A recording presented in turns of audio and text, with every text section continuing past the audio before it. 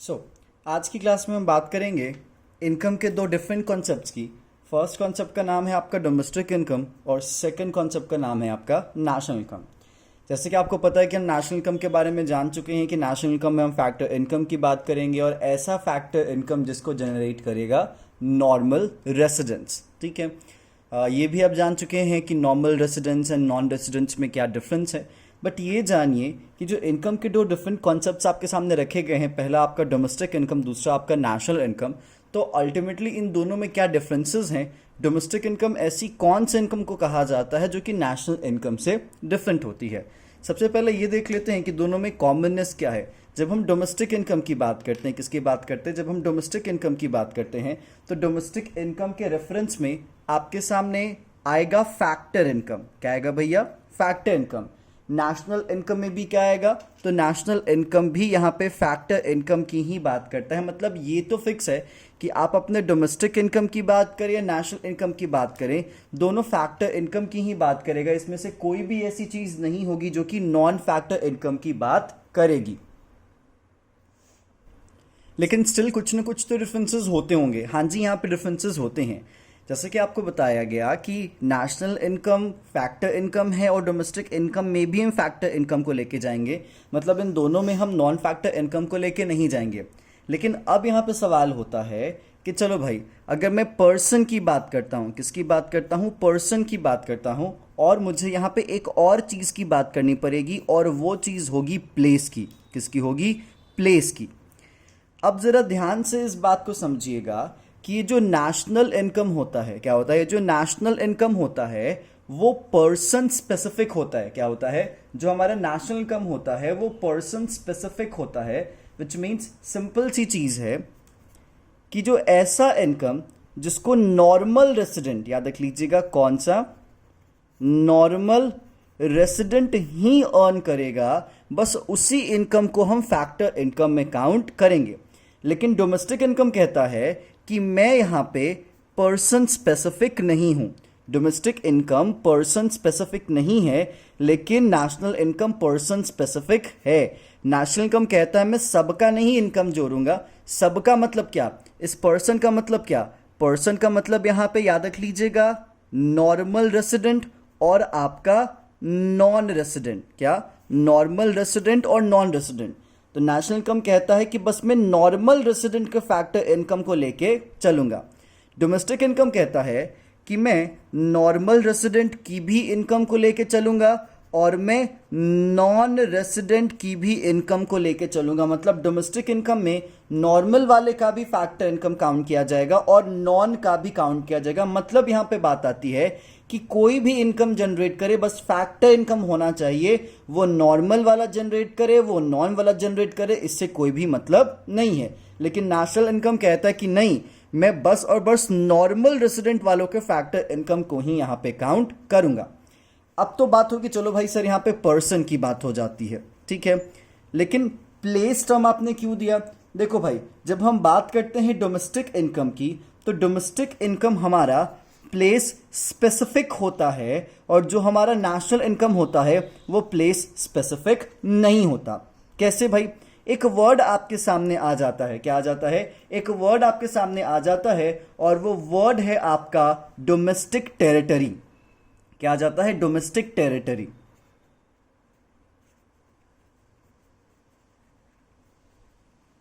अब सवाल है डोमेस्टिक टेरिटरी क्या है। पहले इस बात को बाद में बात करेंगे, पहले एक नए बात को जान लेते हैं, ठीक है। नया बात क्या है? डोमेस्टिक इनकम कहता है कि देखो भाई, मैं प्लेस स्पेसिफिक हूं और मैं बात मात्र उन्हीं इनकम को लेकर चलूंगा जो कि मेरे कंट्री के डोमेस्टिक टेरिटरी में क्या किए गए हैं, जनरेट किए गए हैं। नेशनल इनकम कहता है कि देखो भैया, वो डोमेस्टिक टेरिटरी में जनरेट किया गया हो या ना किया गया हो, दुनिया के किसी भी कोने में जनरेट किया गया हो, बस नॉर्मल रेसिडेंट जो फैक्टर इनकम जनरेट करेगा हम उसी को नेशनल इनकम मानेंगे। मैं यहां पे अब आपको प्रॉपर फिर से समझाने की कोशिश करता हूं।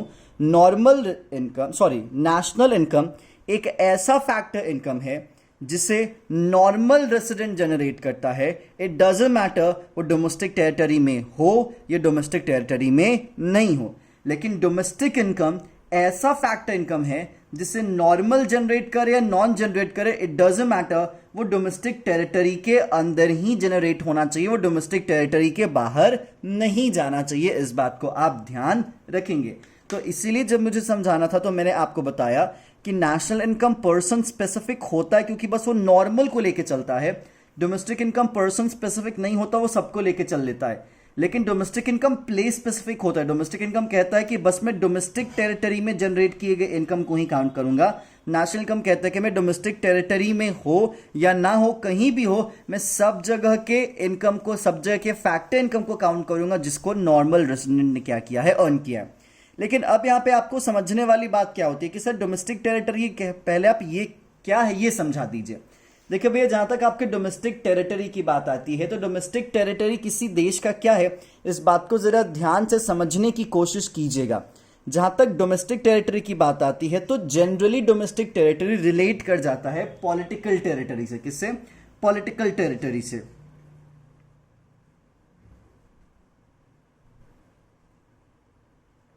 लेकिन सवाल यहां पे ये हो जाता है कि ये जो पॉलिटिकल टेरिटरी है क्या एग्जैक्टली वही डोमेस्टिक टेरिटरी है क्या?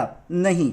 इकोनॉमिक्स में हम पॉलिटिकल टेरिटरी को ज़्यादा तवज्जो नहीं देते, हम पॉलिटिकल टेरिटरी को ज़्यादा वेटेज नहीं देते।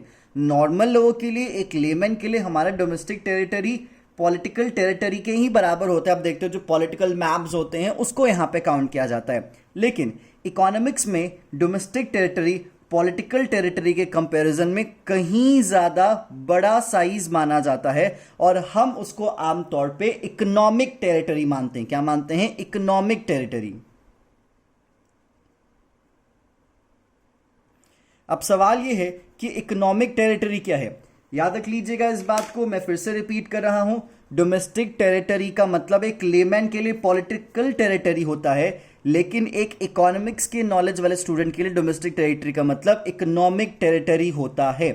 तो अब आपको डोमेस्टिक टेरिटरी समझने के लिए इकोनॉमिक टेरिटरी को समझना पड़ेगा कि भैया ये इकोनॉमिक टेरिटरी क्या होता है।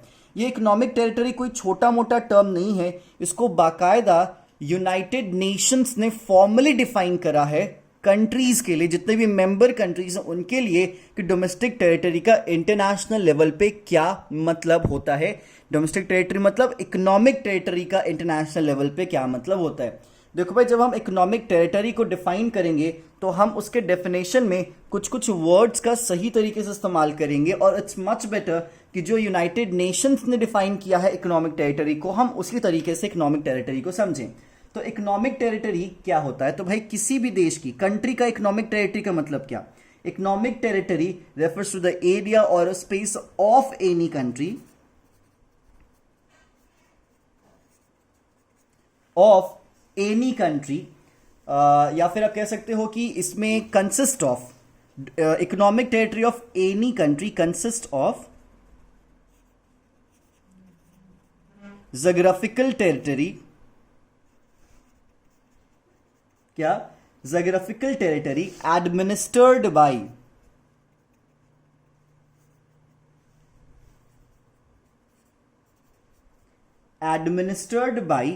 a government of that concerned country, ठीक है, with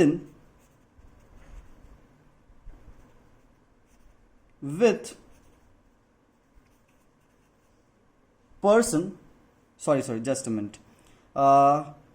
Economic territory of any country consists of geographical territory administered by the government within which person, goods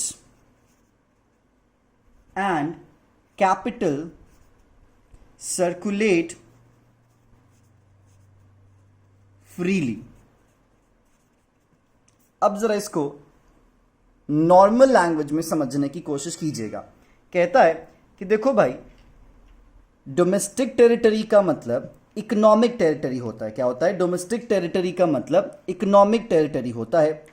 किसी भी देश की ऐसी जियोग्राफिकल टेरिटरी, याद रख लीजिएगा, किसी भी देश की ऐसी जियोग्राफिकल टेरिटरी जिसको कंट्रोल, जिसका एडमिनिस्ट्रेशन उस देश की सरकार के पास है और उस एरिया में उस देश का इंसान, उस देश का सामान, और उस देश का पूंजी विदाउट एनी रोक टोक, विदाउट एनी कंट्रोल आराम से फ्रीली सर्कुलेट कर सकता है। जैसे एग्जाम्पल, हमारी कंट्री का जो मैप है, जो पॉलिटिकल मैप है, उसके अंदर जितना भी एरिया है, उस एरिया में हमारे देश का इंसान, हमारे देश का सामान और हमारे देश का जो कैपिटल है वो फ्रीली सर्कुलेट कर सकता है, वो फ्रीली मूव कर सकता है। ठीक है, जिसको जहां मन चाहे वो जा सकता है। हाँ जी, कोई लॉ ना तोड़े, ये बात की बात होती है, कोई कियोस ना जनरेट हो, ये बात की बात होती है। बट यहाँ पे फंडा सिंपल सा है कि कोई भी ऐसा एरिया जिसको कंट्रोल हमारे देश की सरकार करती है और उस एरिया के अंदर हमारा इंसान, हमारा सामान और हमारा पूंजी, that's called capital, freely move करे। लेकिन इस बात को आप ध्यान रख लीजिएगा कि आप अपने देश के ही अंदर कुछ ऐसे जगह होते हैं जिन जगहों पे फ्रीली नहीं जा सकते, जिन जगहों पे आपकी सरकार तक का नहीं चलता, मतलब देश अपना, इस देश की सरकार अपनी, और अपने ही देश के अंदर उस देश की सरकार का उन जगहों पे नहीं चलता।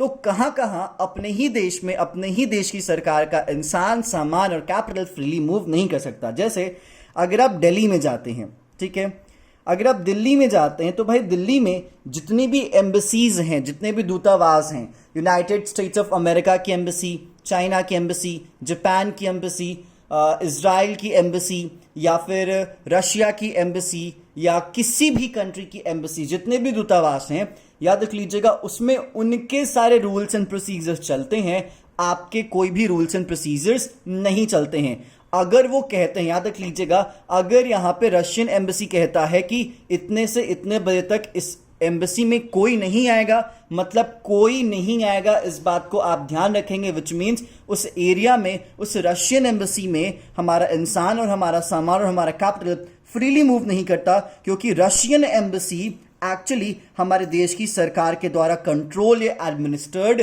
नहीं किया जाता। इस बात को आप ध्यान रखेंगे। इसलिए बहुत बार ऐसा होता है ना कि जनरली अगर किसी कंट्री के अगेंस्ट अगर वॉर भी अनाउंस करना होता है तो पहले उसकी वो एम्बेसी को टेक ओवर करता है, क्योंकि एम्बेसी पे अगर कुछ हमला हो तो आमतौर पे बहुत बार उस पूरे देश पे हमला मान लिया जाता है। तो आपके ही देश के अंदर जितनी भी एम्बेसीज हैं वो आपके इकोनॉमिक टेरिटरी में नहीं आती, क्योंकि वो आपके देश के सरकार के कंट्रोल में नहीं आती। वहां पे आपके देश का इंसान या सामान या फिर कैपिटल फ्रीली मूव नहीं कर सकता। ठीक उसी तरीके से मान लेते हैं रशिया में, कहां पे, रशिया में अगर इंडियन एम्बेसी है, मान लेते हैं रशिया का जो मॉस्को है उसमें इंडियन एम्बेसी है, तो उसी इंडियन एम्बेसी में रशियन सरकार की कुछ नहीं चलती, उस इंडियन एम्बेसी में इंडियन गवर्नमेंट की चलती है। Rules, procedures, policies Indian government की होती हैं। वो पूरा का पूरा एरिया इंडियन गवर्नमेंट कंट्रोल करता है, वो रशियन गवर्नमेंट कंट्रोल नहीं करती। मतलब जितना भी विदेशों में इंडियन एम्बेसी है वो सारा का सारा इंडियन एम्बेसी हमारे इकोनॉमिक टेरिटरी में काउंट किया जाएगा, और हमारे देश में जितने भी विदेशी एम्बेसीज हैं वो सारे के सारे विदेशी एम्बेसी उन विदेशों के इकोनॉमिक टेरिटरी में काउंट किए जाएंगे। तो सिंपल सी बात आप ये कह सकते हो, एक सिंपल सा लैंग्वेज में आपको दे रहा हूं कि जिस जगह पे हमारे देश का सिक्का चलता हो, जिस जगह पे हमारे देश की कानून का सिक्का चलता हो, जिस जगह पे हमारे देश की सरकार का सिक्का चलता हो, सिक्का चलता का मतलब क्या, पावर चलती हो, वो पूरा का पूरा एरिया हमारे इकोनॉमिक टेरिटरी में काउंट किया जाएगा। तो आप अब देख लीजिएगा कि किस जगह पे हमारे देश का ताकत, किस जगह पे हमारे देश के सरकार का सिक्का चलता है, वही पूरा का पूरा एरिया हमारे इकोनॉमिक टेरिटरी में काउंट किया जाएगा। और उसी इकोनॉमिक टेरिटरी को क्या कहा जाता है, डोमेस्टिक टेरिटरी कहा जाता है। क्या कहा जाता है, डोमेस्टिक टेरिटरी कहा जाता है। तो इसीलिए कॉमन लैंग्वेज में डोमेस्टिक टेरिटरी का मतलब पॉलिटिकल टेरिटरी होता है, लेकिन अगर आप इसको इकोनॉमिक्स के नजर से देखेंगे तो इकोनॉमिक्स के नजर में डोमेस्टिक टेरिटरी का मतलब पॉलिटिकल टेरिटरी नहीं होता, उसका मतलब यहां पे इकोनॉमिक टेरिटरी होता है। और इकोनॉमिक टेरिटरी पॉलिटिकल टेरिटरी से कहीं ज्यादा वाइडर सेंस में है, और इकोनॉमिक टेरिटरी को फॉर्मली यूनाइटेड नेशंस ने डिफाइन किया है। और मैं यहां पे साफ साफ बता रहा हूं कि जहां पे फ्रीली मूव करेगा, जहां पे आपकी ताकत चलेगी, पूरा का पूरा एरिया आपके इकोनॉमिक टेरिटरी में काउंट किया जाएगा। तो इसीलिए इस पूरे के पूरे इकोनॉमिक टेरिटरी में अगर कोई नॉर्मल है या फिर नॉन है तो वो हमारे कौन से इनकम में काउंट किया जाएगा, तो वो हमारे डोमेस्टिक इनकम में काउंट किया जाएगा। लेकिन इस इकोनॉमिक टेरिटरी के अंदर में जो नॉर्मल है और इसी इकोनॉमिक टेरिटरी के बाहर जो कोई अगर नॉर्मल भी है तो उसकी ही इनकम फैक्टर इनकम में काउंट की जाएगी। मतलब इस इकोनॉमिक टेरिटरी से मतलब हमारे नेशनल इनकम को नहीं है, इस इकोनॉमिक टेरिटरी से मतलब हमारे डोमेस्टिक इनकम को है। किसको है? हमारे डोमेस्टिक इनकम को है। तो उम्मीद है आपको डोमेस्टिक इनकम और नेशनल इनकम डिफरेंस समझ में आया होगा। मैं फिर से आपको ये पूरा का पूरा टॉपिक ब्रश अप कर दे रहा हूं, आप इसको रिवाइज कीजिएगा। बात आती है इनकम की, तो इनकम आपके सामने दो हो जाता है। First is domestic income, second is national income. Domestic income भी फैक्टर इनकम को लेकर चलेगा, नेशनल इनकम भी फैक्टर इनकम को लेकर चलेगा। ठीक है, यहाँ पे कहा जाता है कि जो हमारा नेशनल इनकम है वो पर्सन स्पेसिफिक है, वो सबकी कमाई नहीं जोड़ता, वो only and only normal residents की फैक्टर इनकम को काउंट करता है। लेकिन जो हमारा डोमेस्टिक इनकम है वो पर्सन स्पेसिफिक नहीं है, वो नॉर्मल और नॉन रेसिडेंट्स वो दोनों के फैक्टर इनकम को जोड़ लेता है। लेकिन जो हमारा डोमेस्टिक इनकम है ना वो प्लेस स्पेसिफिक है, वो only and only domestic territory में जनरेट किया हुआ factor income by normal and non resident he count करेगा। लेकिन जो हमारा नेशनल इनकम है वो प्लेस स्पेसिफिक नहीं है, वो कहता है कि जो हमारा नॉर्मल रेसिडेंट है वो कहीं भी हो, याद रख लीजिएगा, वो कहीं भी हो, वो डोमेस्टिक टेरिटरी के अंदर हो या वो डोमेस्टिक टेरिटरी के अंदर नहीं हो, मतलब बाहर हो, बस वो नॉर्मल रेसिडेंट होगा, उसके सारे फैक्टर इनकम को नेशनल इनकम में काउंट किया जाएगा। तो इसीलिए जब आप डोमेस्टिक इनकम को फॉर्मली डिफाइन करते हो तो आप ये कहते हो that domestic income refers to factor income which is generated by normal resident and non resident with in the domestic territory of economy. तो डोमेस्टिक टेरिटरी इकोनॉमी के डोमेस्टिक टेरिटरी के अंदर जो नॉर्मल और नॉन फैक्टर इनकम जनरेट करते हैं उसी को कहा जाता है domestic income. And national income refers to the factor income generated by normal resident within a year. यहां पे प्लेस की ही बात का कोई वैल्यू नहीं रहता, हम यहां पे प्लेस की बात नहीं करते, हम यहां पे प्लेस की बात करते हैं। साथ ही साथ अब सवाल आता है इकोनॉमिक टेरिटरी का मतलब क्या? तो इकोनॉमिक टेरिटरी का मतलब पॉलिटिकल टेरिटरी इकोनॉमिक्स में नहीं होता। इकोनॉमिक टेरिटरी डोमेस्टिक टेरिटरी का मतलब इकोनॉमिक्स में इकोनॉमिक टेरिटरी होता है। ठीक है, इकोनॉमिक टेरिटरी का मतलब क्या कि कंट्री का कोई ऐसा जियोग्राफिकल टेरिटरी, ऐसा कोई जियोग्राफिकल बाउंड्री जिस एरिया को हमारे देश की सरकार कंट्रोल करती है, जिस एरिया के अंदर with in which persons, goods and capital circulate freely. Simple is that. मैंने यहां पे सबसे इंपॉर्टेंट पॉइंट को आपको बताया, हमारे देश में जितने भी फॉरेन एम्बेसीज हैं, याद रख लीजिएगा, हमारे देश में जितने भी फॉरेन एम्बेसीज हैं वो हमारे डोमेस्टिक टेरिटरी में काउंट नहीं होते हैं। और विदेशों में जितने भी फॉरेन एम्बेसीज हैं, मतलब विदेशों में जितने भी इंडियन एम्बेसीज हैं, फॉरेन में जितने भी इंडियन एम्बेसीज हैं वो हमारे डोमेस्टिक टेरिटरी में काउंट किए जाते हैं। सिंपल। ठीक है, अब हम जानते हैं कि चलो भाई कौन कौन सा एरिया, याद रख लीजिएगा, कौन कौन सा एरिया स्पेसिफिकली या फॉर्मली हमारे इकोनॉमिक टेरिटरी में काउंट किया जाएगा। ठीक है, जैसे अगर मैं सबसे पहला पॉइंट बताऊं इकोनॉमिक टेरिटरी के रेफरेंस में, ठीक है, इकोनॉमिक टेरिटरी के रेफरेंस में सबसे पहला पॉइंट आपके सामने हो जाता है हमारा एयर स्पेस। ठीक है, कौन सा स्पेस? हमारा एयर स्पेस। एयर स्पेस के बाद जो हमारा टेरिटोरियल वाटर होता है, क्योंकि आपको पता होता है कि जो हमारा कोस्ट लाइन है, जो हमारे देश का समुद्री रेखा है, जहां से समुद्र शुरू होती है, उसके सर्टेन नॉटिकल माइल तक हमारा एरिया माना जाता है। इसलिए बहुत बार सुनते होंगे कि भारतीय मछुआरों को पाकिस्तानी आर्मी ने पकड़ लिया, फिर पाकिस्तानी नौसैनिकों ने पकड़ लिया और पाकिस्तानी मछुआरों को इंडियन के सैनिकों ने या फिर इंडियन सोल्जर्स ने क्या कर लिया? पकड़ लिया। तो ऐसा क्यों होता है? ऐसा इसलिए होता है कि जो पाकिस्तानी फिशरमैन होते हैं वो इंडिया के टेरिटरी में बाय मिस्टेक आ जाते हैं और जो इंडियन फिशरमैन होते हैं वो पाकिस्तान की टेरिटरी में बाय मिस्टेक चले जाते हैं और इसलिए वहां के जो कोस्ट गार्ड्स होते हैं वो पकड़ लेते हैं। तो इसलिए याद रख लीजिएगा यहां पे टेरिटोरियल वाटर एरिया भी काउंट किया जाएगा।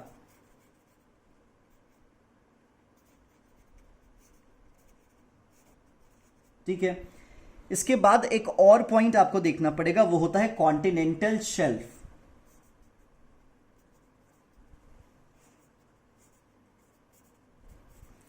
ये कॉन्टिनेंटल शेल्फ क्या होता है? देखो, किसी एक कॉन्टिनेंट का सर्टेन एरिया अगर पानी में डूबा हुआ है और सर्टेन एरिया पानी के ऊपर है, जैसे मान लेते हैं ये एक कॉन्टिनेंट है, ठीक है, ये इतना ऊंचा है, इसका सर्टेन एरिया पानी में डूबा हुआ है और फिर यहाँ पे इसका सर्टेन एरिया है।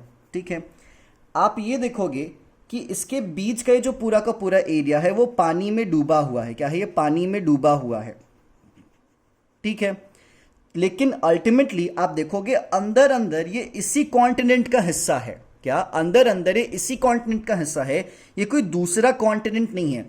जैसे अगर मैं आपको बताऊं तो I think United states of America का जो कैलिफोर्निया का एरिया है, क्या है? कैलिफोर्निया का जो सर्टेन पार्ट है वो इसी कॉन्टिनेंटल शेल्फ में आता है। और नॉर्वे का भी जो सर्टेन एरिया है, मुझे एग्जैक्टली याद नहीं है नॉर्वे का है कि नहीं है, बट मुझे कैलिफोर्निया का प्रॉपर्ली कंफर्म है कि जो कैलिफोर्निया का जो सर्टेन एरिया है वो इसी कॉन्टिनेंटल शेल्फ में आता है।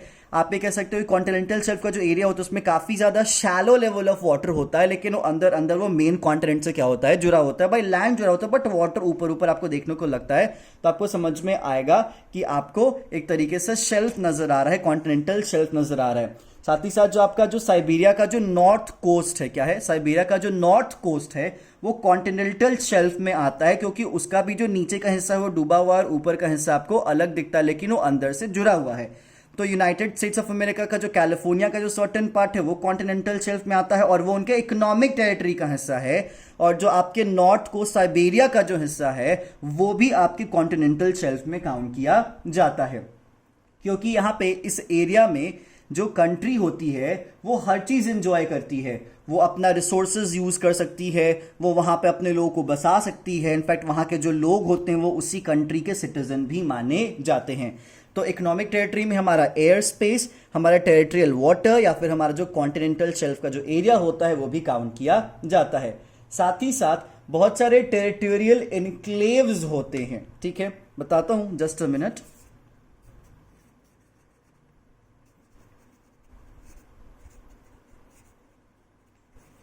ये टेरिटोरियल इनक्लेव्स क्या होता है? देखो, जैसे मान लेते एक छोटा सा एग्जांपल मैं आपको बताऊं तो एक तरफ है चाइना और एक तरफ है पाकिस्तान, ठीक है।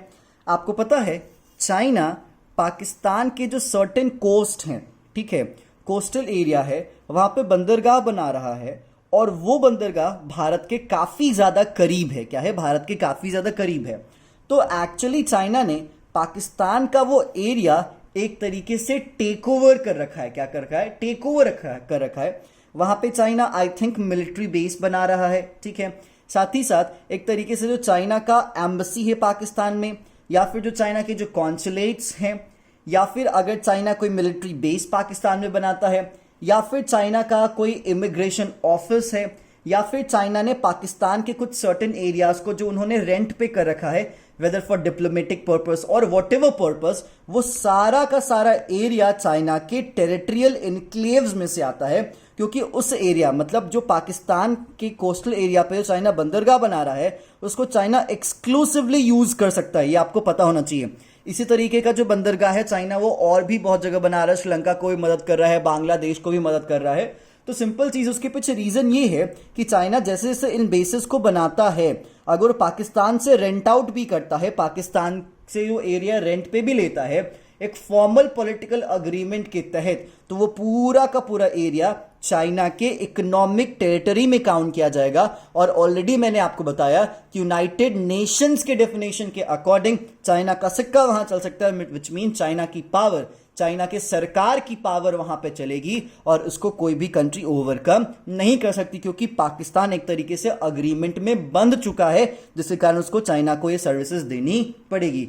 तो इसे याद रख लीजिएगा कि अगर कोई भी पहली कंट्री किसी दूसरी कंट्री के सर्टेन एरिया को रेंट पे लेती है, कोई डिप्लोमेटिक पर्पस के लिए या मिलिट्री बेस बनाने के लिए या फिर एम्बेसी के लिए, कॉन्सुलेट के लिए या इमिग्रेशन ऑफिस के लिए, और उस एरिया को लिया गया है फॉर्मल पॉलिटिकल अग्रीमेंट के तहत, तो वो एरिया इस कंसर्न कंट्री के इकोनॉमिक टेरिटरी में काउंट किया जाएगा। विच मीन्स इस कंट्री का इंसान इस एरिया में, इस कंट्री का सामान इस एरिया में, या फिर इस कंट्री का जो कैपिटल है उस एरिया में फ्रीली मूव कर सकता है विदाउट एनी रिस्ट्रिक्शन। और जो रूल्स एंड रेगुलेशंस होंगे उस एरिया में वो इसी कंट्री के अप्लाई होंगे, इस कंट्री के अप्लाई नहीं होंगे। तो इसीलिए इस बात को ध्यान रखेंगे कि जब हम अपने इकोनॉमिक टेरिटरी की बात करेंगे तो बहुत सारी चीजें आपको नजर आएंगी। साथ ही साथ मैं तीसरी चीज यहां पे मार्क करूंगा, कोई भी ऐसा आइलैंड, ठीक है, याद रख लीजिएगा, कोई भी ऐसा आइलैंड जो कि उस कंसर्न कंट्री से बिलोंग करती है। क्या करती है? उस कंट्री से बिलोंग करती है।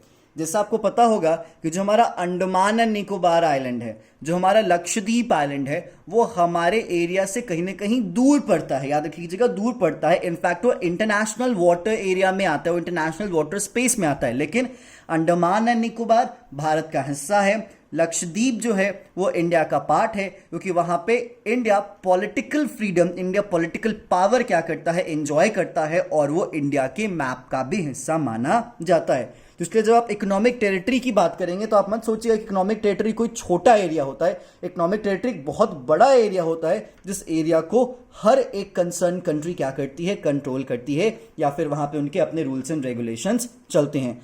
तो उम्मीद आपको समझ में आया होगा कि जब हम डोमेस्टिक इनकम की बात करेंगे और जब हम नेशनल इनकम की बात करेंगे, तो डोमेस्टिक इनकम एक बहुत इंपॉर्टेंट चीज आपको समझनी पड़ेगी, वह डोमेस्टिक टेरिटरी, जिसका रिश्ता होता है इकोनॉमिक टेरिटरी के साथ।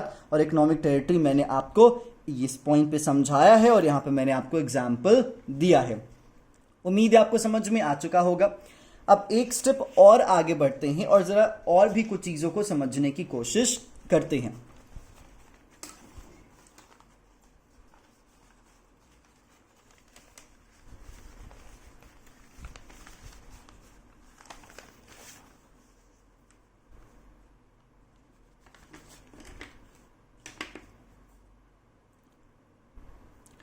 ध्यान से इस कॉन्सेप्ट को समझिएगा, क्योंकि कॉन्सेप्ट आपके लिए काफी काफी काफी ज्यादा इंपॉर्टेंट है। रीजन इसके पीछे ये है कि आपकी न्यूमेरिकल में आपकी मदद करेगा। क्या करेगा? ये न्यूमेरिकल में आपकी बहुत ज्यादा मदद करने वाला है। ठीक है, और उस कॉन्सेप्ट का नाम है शॉर्ट फॉर्म में NFIA। क्या है? NFIA। ये N बोले तो क्या? नेट। N बोले तो क्या? नेट। F का मतलब क्या? फैक्टर। ठीक है। I बोले तो क्या? इनकम। ठीक है। और A बोले तो क्या? अब्रॉड, जिसको हम कहते हैं net factor income from abroad. क्या कहा जाता है? Net factor income from abroad. ठीक है। अब जरा इसको समझिएगा, ये net factor income from abroad क्या होता है? भैया, net factor income from abroad difference होता है। क्या होता है? डिफरेंस होता है। तो सर किस चीज का डिफरेंस होता है? तो भैया वो डिफरेंस होता है दो फैक्टर इनकम का। क्या? दो फैक्टर इनकम का। ऐसा फैक्टर इनकम, क्या? ऐसा फैक्टर इनकम जो कि अर्न किया गया है, अर्न बाय रेसिडेंस। क्या? अर्न बाय रेसिडेंस, याद रख लीजिएगा, जो कि हमारे कंट्री में टेम्परेली रह रहे हैं। ठीक है। So factor income earn by residence. ठीक है। दूसरा चीज क्या है भैया? दूसरा भी आपका फैक्टर इनकम ही माना जाएगा। ठीक है। लेकिन ये जो फैक्टर इनकम है वो अर्न किया जा रहा है किसके द्वारा? नॉन रेजिडेंट्स के थ्रू। किसके थ्रू? नॉन रेजिडेंट्स के थ्रू। अब जरा इन दोनों को ध्यान समझिएगा। ठीक है। मैंने क्या कहा? सबसे पहली चीज, net factor income from abroad difference amount है। क्या है भैया? डिफरेंस अमाउंट है। किसका डिफरेंस अमाउंट है? Factor income earn bye resident and factor income earn bye non resident. ठीक है। लेकिन ये जो रेसिडेंट और नॉन रेसिडेंट हैं, ये कहीं रह रहे होंगे। क्या? ये किसी न किसी जगह पे रह रहे होंगे। ये जो नॉन रेसिडेंट है वो हमारे ही देश में रह रहा है। ठीक है। Factor income earn bye non resident जो कि रह रहे हैं टेम्परेली हमारे कंट्री में। ठीक है। तो reside temporarily in our country. ठीक है। लेकिन ये जो फैक्टर इनकम जो कि हमारे रेसिडेंट्स अर्न कर रहे हैं, कमा रहे हैं, ये कहां रिसाइड कर रहे हैं? Reside temporary in abroad. क्या भैया? अब्रॉड।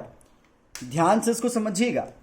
एक तरफ विदेशों में रहने वाले अपने, और दूसरा तरफ अपने देश में रहने वाले पराये। आई रिपीट, ऐसे लोग जो कि रह तो रहे हैं विदेश में, अब्रॉड में, टेम्परेली रह रहे हैं, लेकिन वो हमारे रेसिडेंट्स हैं और उनका फैक्टर इनकम वो जमा करके कमा के कहाँ भेज रहे हैं? हमारे देश में। तो ये जो फैक्टर इनकम जो कि हमारे रेसिडेंट्स विदेशों में कमा रहे हैं वो हमारे को दे रहे हैं और ये हमारे लिए पॉजिटिव फिगर माना जाएगा। क्या माना जाएगा? हमारे लिए पॉजिटिव फिगर माना जाएगा। लेकिन ऐसी कमाई, ऐसा फैक्टर इनकम जो कि हमारे नॉन रेसिडेंट्स हमारे देश में अर्न कर रहे हैं, क्या वो हमारे देश में खर्च करेंगे क्या? नहीं, क्योंकि हमारे देश में खर्च करेंगे तो उनका इकोनॉमिक इंटरेस्ट हमारे तरफ कैसे होगा? उनका तो इकोनॉमिक इंटरेस्ट उनके अपने देश की तरफ होगा ना।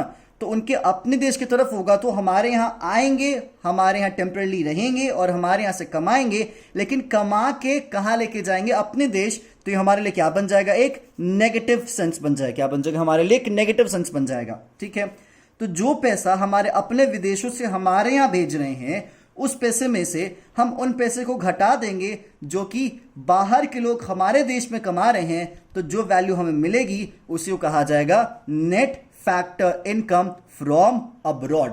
तुम सिंपल सा देखो, एक बेसिक सा अप्रोच, सिंपल सा। आपका घर है, ठीक है, अच्छी बात है। आपके घर के कुछ लोग बाहर जाके कमा रहे हैं। क्या?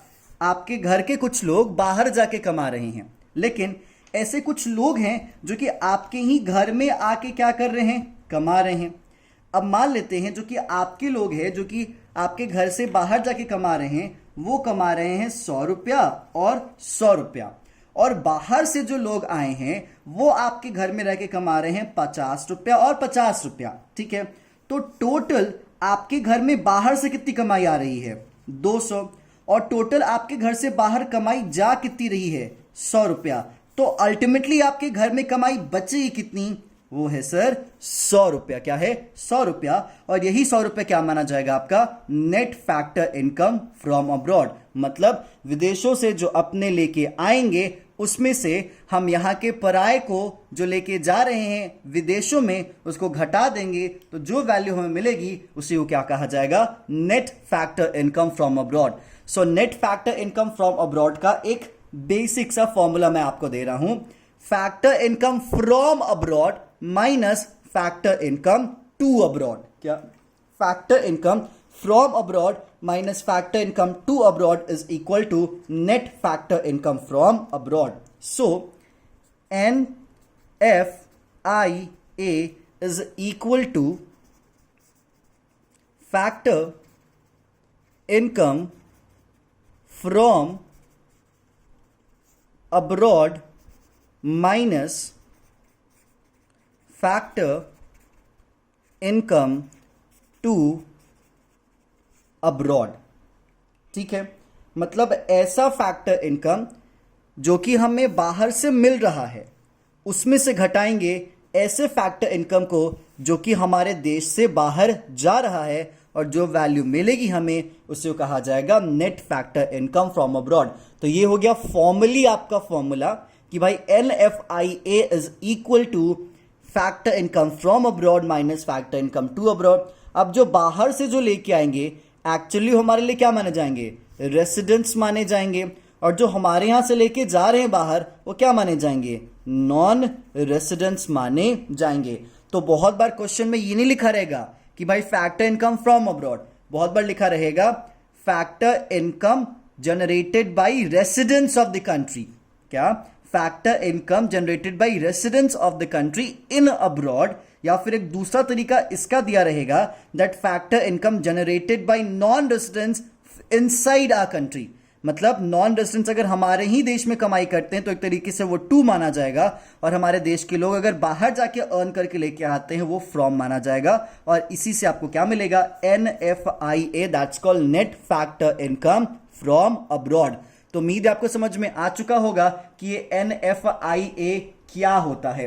और इसीलिए याद रख लीजिएगा, जब हम डोमेस्टिक टेरिटरी की बात करें, किसकी बात करेंगे, डोमेस्टिक टेरिटरी की बात करेंगे, तो डोमेस्टिक टेरिटरी में हम डोमेस्टिक इनकम की बात करेंगे। और डोमेस्टिक इनकम की जब हम बात करेंगे तो हम कहेंगे कि डोमेस्टिक इनकम में हम आम तौर पे कंट्री के उस इनकम को जोड़ते हैं जो कि फैक्टर इनकम होता है, और वो फैक्टर इनकम जो कि रेसिडेंट्स और नॉन रेसिडेंट्स दोनों कमाते हैं उनको जोड़ा जाएगा।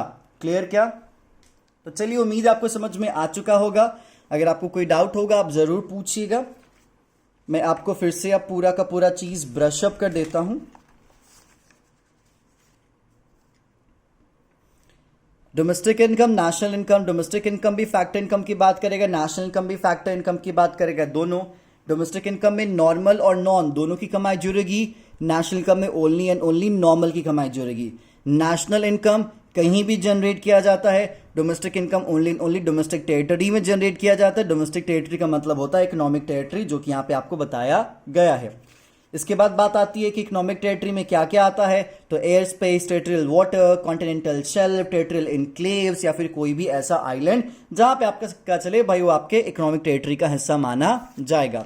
नेक्स्ट है आपको NFIA समझना चाहिए। NFIA net factor income from abroad कैसे आता है, तो नेट फैक्टर इनकम अब्रॉड एक तरीके से डिफरेंस है। किस चीज का डिफरेंस है? Factor income earned by residents who temporarily resides in abroad, जिसमें से हम माइनस करेंगे factor income earned by non residents who temporarily resides in our country. तो ऐसे नॉन रेसिडेंट्स जो हमारे देश में रह रहे हैं टेम्परली, उनकी कमाई को अगर हम घटाते हैं अपने ऐसे कमाई से जो कि कमाई जनरेट की जा रही है रेसिडेंट्स के थ्रू, और वो रेसिडेंट्स टेम्परली अब्रॉड में रह रहे हैं, तो हमें क्या मिलेगा? NFIA। एग्जाम्पल मैंने आपको बताया कि आपके घर से कुछ लोग बाहर जा रहे कमाने के लिए और कुछ लोग आपके घर में ही आ रहे कमाने के लिए, इन दोनों का जो डिफरेंस होगा वही आपका NFIA होगा। NFIA का जो प्रॉपर फॉर्मूला है मैंने आपको यहां पे बताया, NFIA is equal to factor income from abroad minus factor income to abroad. इसी फ्रॉम टू का डिफरेंस क्या होता है? NFIA होता है। तो चलिए, आज मैं इस पॉइंट को यहीं पे रख रहा हूं, फिर आप ज्वाइन कीजिएगा नेक्स्ट सेशन में, जहां पे हम बात करेंगे डोमेस्टिक इनकम और नेशनल इनकम को कैलकुलेट करने के तरीकों की और कुछ बेसिक बातों की।